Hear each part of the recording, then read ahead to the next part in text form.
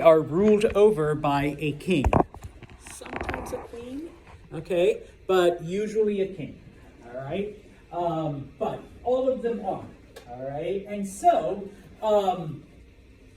and I just put it up there again just as a reminder. Remember, the king was supreme because the king was chosen by God. The concept is known as divine right. And so, yes, even though Louis the 13th was, once again, a sickly, weak, small person, that's who God chose to be the leader. And who are you to question that? Just as an FYI, Louis the 16th, Marie Antoinette's husband, he was an idiot. All right, to put it mildly. They actually don't have sex for like 3 years. Like he just didn't. I don't know. All right, no Viagra back then. And he's just like, what? Yeah, and they were married, type of thing. But he was obsessed. In the movie, they change it. In the movie, they're like, he was obsessed with keys. He was actually obsessed with clocks. All right. I don't know if keys just made him sound more pathetic. Like he had a collection and like the whole thing. But in real life, it was clocks. He was fascinated by clocks and had a collection and played with them and all that. So wasn't it like, I don't know if this is for this like culture or this point in time, but I remember watching a show or whatever. I know you shouldn't get things from shows, but it was like you had to have sex on your wedding night or else it wasn't like you weren't married. Like you didn't complete the marriage. So that didn't go for this? They figured at some point the king would. And remember, because marriages here are being done for an alliance. Now, if it had gone on for longer than it did, then yes, they could have said, okay, fine, no, send her back to, because she was Austrian. They're like, send her back to Austria and, the alliance is over. But because it was like a treaty type of thing, it's like, no, we're going to, until they actually do, type of thing. There was an old tradition where like afterwards you had to come out with the bed sheet, and I'm not trying to be like crude, but to show that there was stuff on there. Okay, like yes, it happened, and so they're like, okay, then that's the proof, type of thing.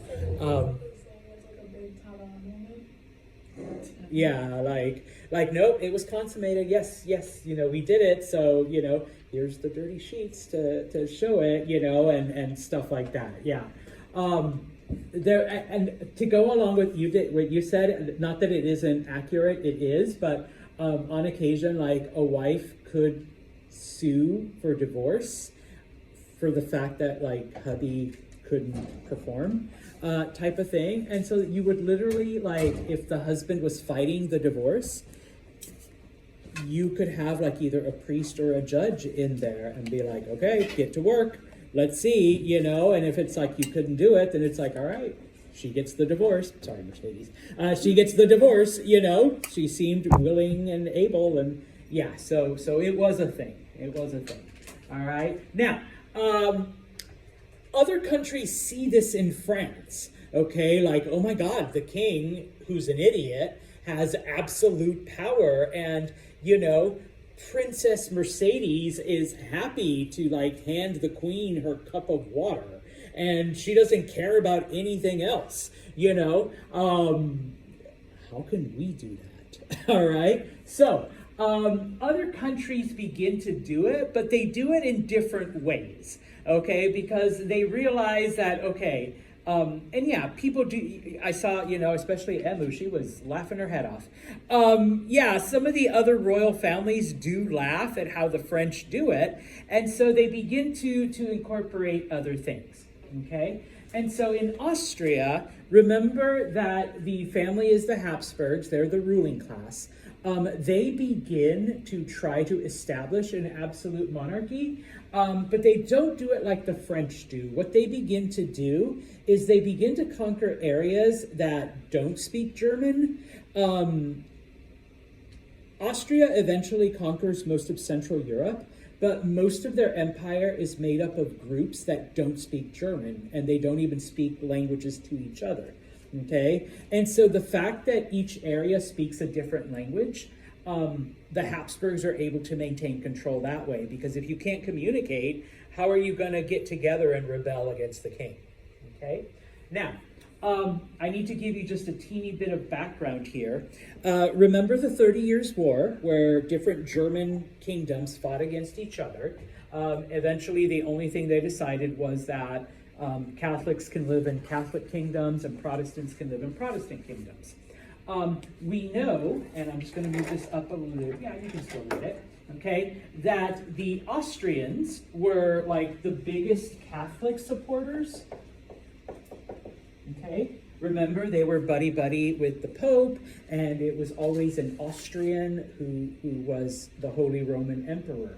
Well, after the 30 Years' War, okay, one of the other German kingdoms, a kingdom called Prussia, which is in northern Germany, okay, they become the most powerful Lutheran German kingdom, okay?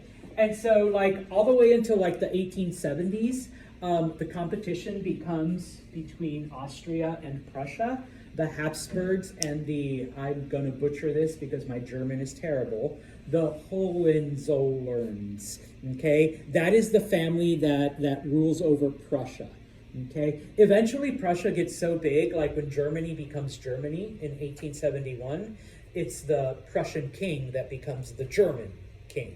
Okay. Now, what they try to do is a lot of the nobles, brought things together and were like, we will pledge alliance to you. We will never rebel. We will give you all power as long as you allow elections, as long as you allow some form of democracy. All right. And the Hohenzollern said no. And so what the Prussian king does is he tells all of the warrior class, or all of the people, if you join the army, you never have to pay taxes again, ever. We love taxes, right? No. And so people then join the army, never have to pay taxes again. Now that I have a giant kick-ass army, all of the people that tried to hold democratic elections, let's go kill them. All right? And basically they do. And so the Prussians, the Hohenzollerns, are in control, okay? And then, of course, in Russia, you have the Romanovs that just had all kinds of power, for everything. Anyone that gets in their way, they literally just brutally eliminate them. They just execute them or send them to Siberia, all right? Just as bad, all right? So in these countries, we also see absolute monarchies, okay? Now, Louis XVI, that's 14th. Can't get my Roman numerals straight. His son, Louis XIII's son, Louis XIV, he begins construction of a palace at Versailles, and that's where we see the film take place. Remember, that's like 100 years later, all right? And basically what Louis does, if you've ever seen it, this place is huge. It's a museum today. It's still there. It's outside of Paris. 10,000 rooms. All right, like seriously, a mega palace. Because one of the things that Louis realized that the cardinal forgot is that these people can say that they're following me, but I want to keep a really close eye on them. All right. So all of the nobles, Louis XIV forces them to move to Versailles and live there. Okay.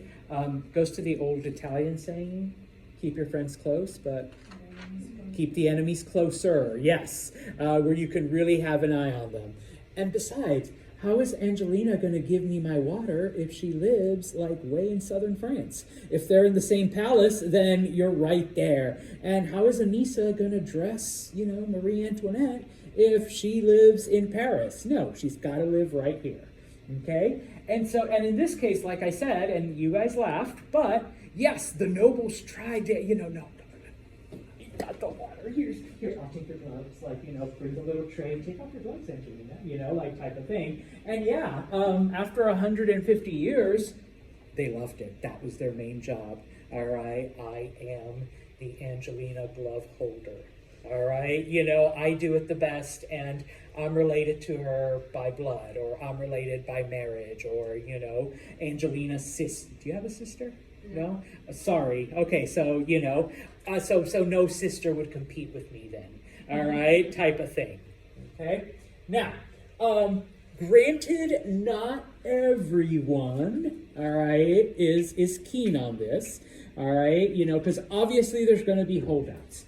Okay, the biggest ones were the Huguenots. Okay, Huguenots are French Protestants. Okay, at this time, and hopefully as you saw, France was a Catholic country. Okay, and so obviously those people that didn't follow Catholicism were like, that's bullshit. You know, no. Okay, now what happened to these Huguenots? Most of them were exiled to Canada. All right. So if you have any French-Canadian blood in you, they're the ones that were sent from France to Canada because they didn't agree with this. Okay, basically.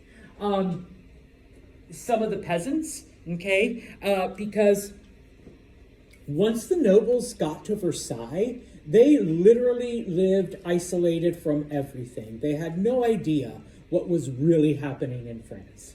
Okay. And of course, there was the occasional noble, all right, who basically said, you know, that is the stupidest thing ever. I'm really going to jump and put a napkin in the king's lap and consider that an honor. It's like, no, all right, really? I'm going to help the queen get dressed? I mean, come on, you know, I'm Anissa, I'm princess. All right, I don't dress anyone. Hell, people dress me, you know, type of thing. And it's kind of funny because the one king's sister, she had the person who carried her gloves, but then it was her duty to dress the queen, you know, type of thing. So it's like some of them were like, you know, fuck this shit. No, I'm not gonna. So you did have some people going against it, but not enough so that, you know, it really does become, you know, set in place.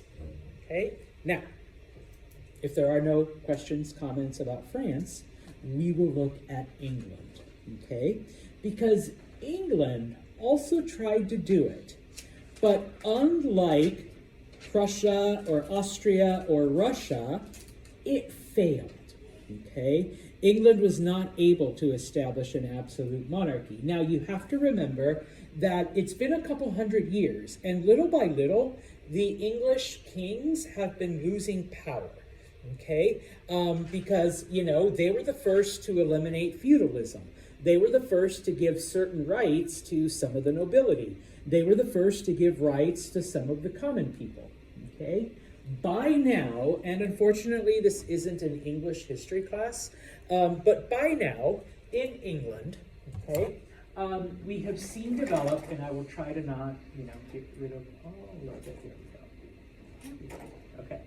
In England, okay, they have established a legislative body, okay, known as Parliament, okay? Now, you do have the king, okay, and the king does stuff, all right? But you also have Parliament, which represents, okay, the nobles, which, remember, in France are now the cup bringer and the napkin folder and the nightgown dresser, okay?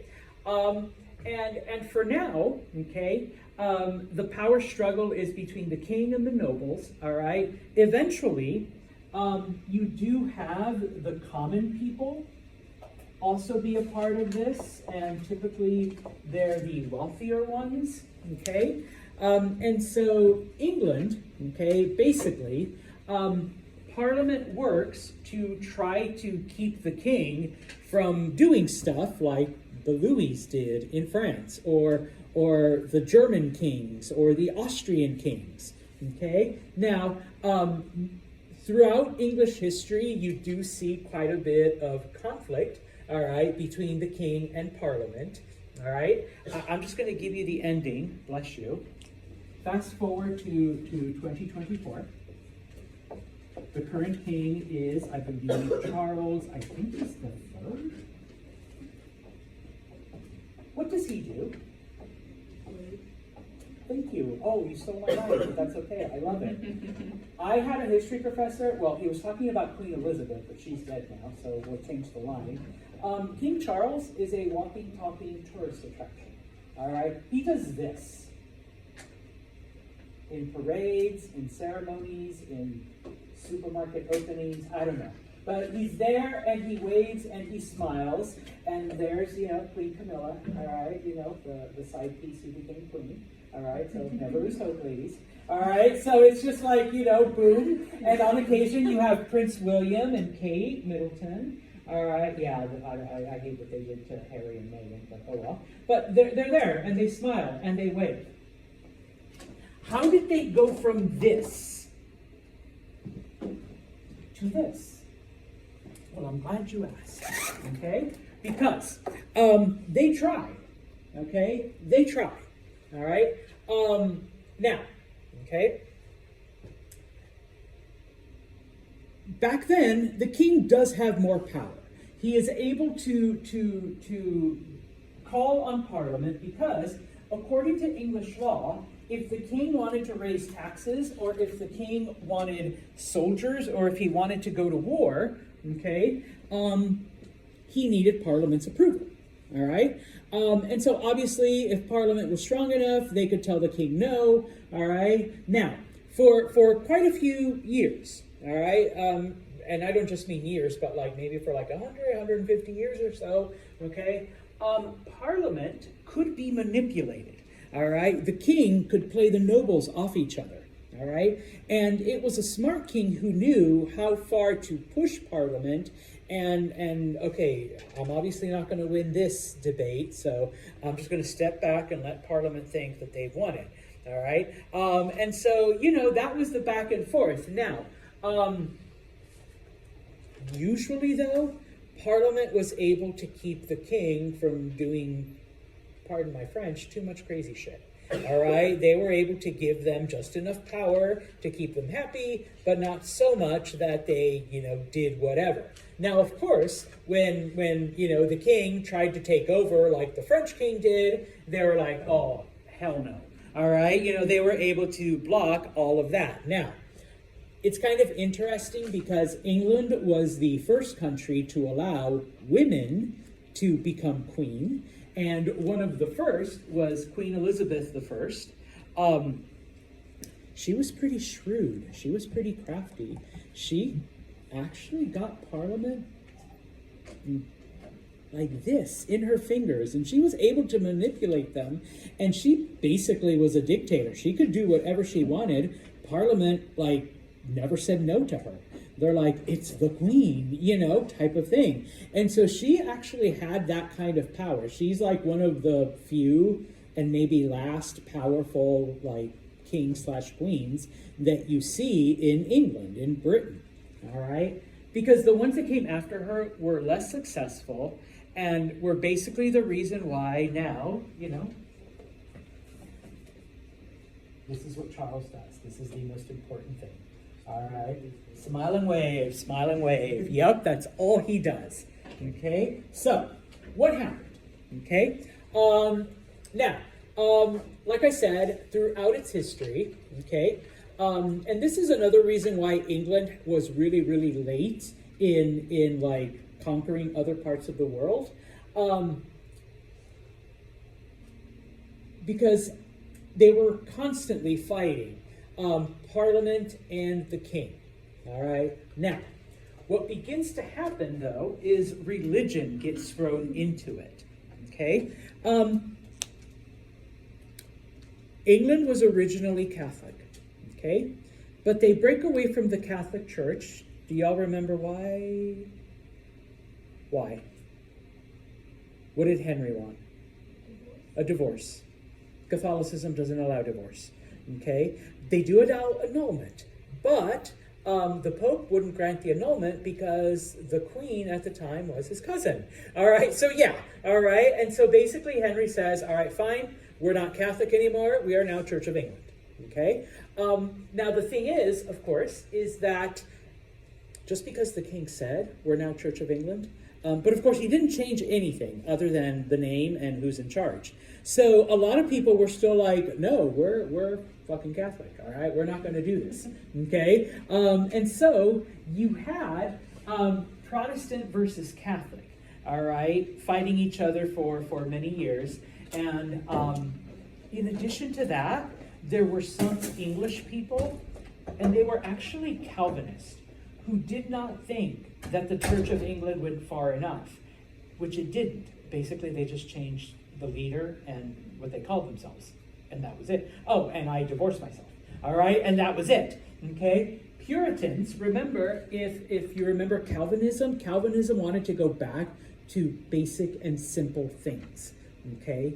And I put there Puritan because eventually, like the Pilgrims, the ones we like celebrate and eat turkey and all that shit, they were the freaks. They were the weird ones. They were the ones that wanted to break away from the Church of England because they were too Catholic, okay? And so we have these issues. So in 1640, there is a civil war, okay, where Parliament, all right, raises an army, and they're supported by the Puritans, and they go against the Royalists, the king, and everyone who supports him, okay? Spoiler alert, Charles I loses, or the king loses. The king at the time is Charles I. He gets his head cut off, all right? And for 20 years, England is under the rule of a man named Oliver Cromwell, who's ruling as just like dictator, okay? After about 10 or 15 years, people were like, you know what? This Oliver guy is an asshole. And maybe we didn't really like the king before, but at least he didn't pull off some of the shit that this Oliver guy is doing, okay? And so when Oliver Cromwell dies in 1660, Parliament says, hey, sorry about cutting the king's head off, but we kind of want a king back, all right? But we do not want him to do like all the things that he did before, okay? And so the king was stripped of all of his powers, basically, okay? Now, this period of time is known as the Glorious Revolution, and I skipped over because the king they bring back is Charles II, all right? And they basically call him the party king because he's like, you know what, fine, as long as you let me party, let me live in the castle and have all the money and, you know, all the hoes, just boom. I don't care, all right? I will just be a figurehead. He eventually dies, and his son, a man named James, becomes king, all right? He's James II, okay? The only problem is that James is Catholic, all right?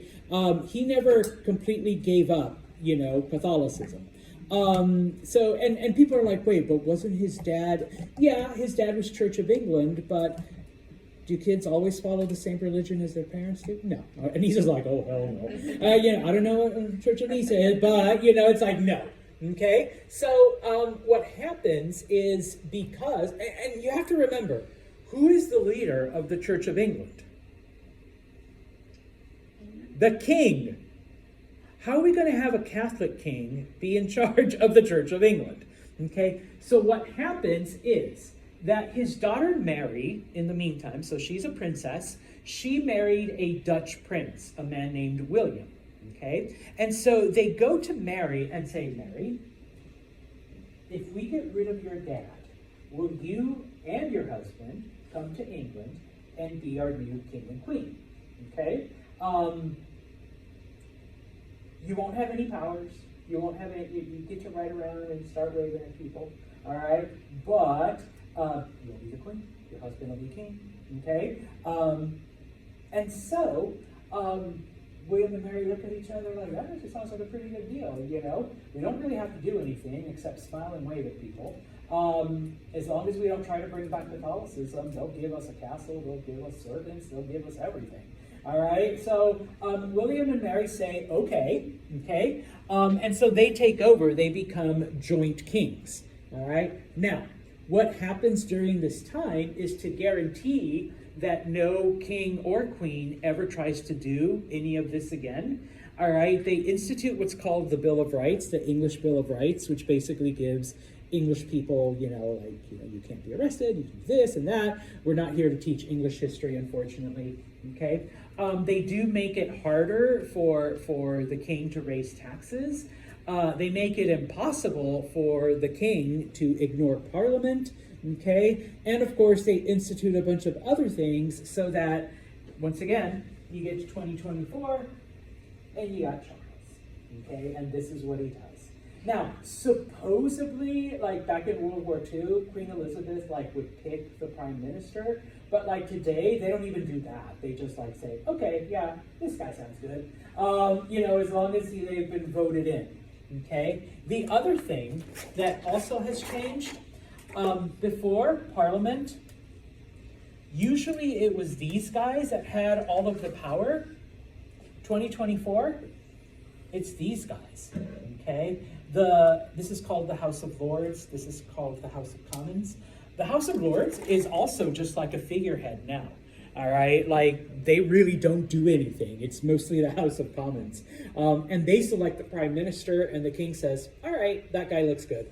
All of this because at one point, the king tried to take over, all right? Now, some of the other conditions, okay? Church of England is the official church of England, okay? The king has to be Anglican, all right? No exceptions. If you decide to go to another religion, then boom, all right? We'll just find another king, okay? The other thing that becomes allowed, because during this time, England takes over Scotland, and so the Presbyterian Church, which, if anyone here is Presbyterian, the Presbyterian Church is actually the official church of Scotland. It's the Church of Scotland. But once again, you're in America. You can't call it the Church of Scotland. So Presbyterian, okay? And so you have to allow Presbyterians to be Presbyterians, because when England tried to conquer Scotland, they tried to force them to convert to the Church of England, okay? And so they're like, no, you got to let them do their thing, okay? Jewish people are allowed because throughout history there's always been anti-Semitism in different parts, and so can't persecute Jewish people. All right. Now, of course, Catholics, we have no problem with you as long as you don't try to cause problems, as long as you don't try to take over the throne, as long as you don't try to bring Catholicism back, as long as you don't try to do any of that shit. All right, we will let you keep your Catholic stuff, okay? And so I actually know a couple of British Catholics, and, it's yeah, they're a small group, but they were allowed to exist, okay? And so basically, by the end of this glorious revolution, it's not a real revolution, it's more the king has lost all his power. All right. Basically, they can, and once again, it isn't as bad as today, okay? Because even as late as World War II, the king and the queen could still influence a few things, but they basically have become a walking, talking tourist attraction since this, okay? And I find it interesting that in the one place where they didn't allow the king absolute power, they still have a king. Germany, Austria, Russia, the places where they got absolute power, do they still have a king?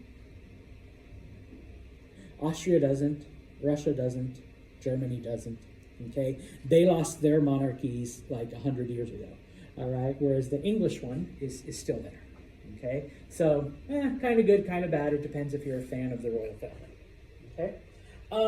Now, we're running out of time. I thought I'd finish this today. But the last thing I want to go through is that, and I'm going to skip all of this, but what begins to happen then by the 1700s, all right? The two most powerful countries on the planet are Britain. It's no longer England. It becomes Great Britain in 1702, and France, okay? Not only do they compete because, one of them's an absolute monarchy, one of them is a limited monarchy, okay? But most of the colonies around the world are now either British or French. Everybody else has either just fallen away or focused on specific thing, or like the Spanish, are slowly losing their stuff, okay?